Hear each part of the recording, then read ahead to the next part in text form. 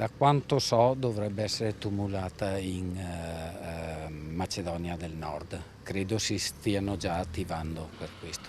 Riposerà per sempre nella terra dei suoi genitori, Adna Islam. La bambina di 9 anni è annegata sul Piave, nella zona già tristemente nota per fatti del genere, davanti all'entrata del cementificio Rossi di Pederobba. Il suo corpo, composto nell'obitorio di Montebelluna, dopo il recupero dei sommozzatori nel tardo pomeriggio di ieri sotto le crode del Salto d'Acqua, non sarà sottoposto ad autopsia. Così ha stabilito la Procura di Treviso, che sul caso ha aperto un fascicolo d'inchiesta per stabilire le responsabilità dell'accaduto, ma al momento senza indagati. Dopo l'incredulità, oggi è il giorno del dolore per l'intera comunità di Cavaso, dove la piccola Adna viveva con i genitori in questa casa del colmello di Pieve. Conosciamo la bambina molto integrata all'interno della classe, ecco, sarebbe andata in quinta elementare,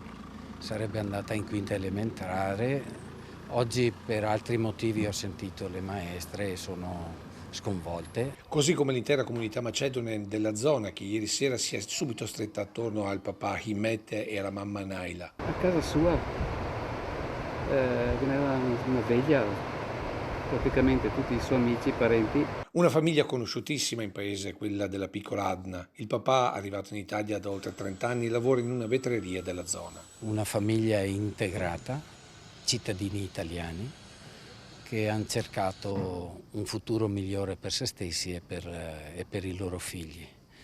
E purtroppo a volte il destino è terribile.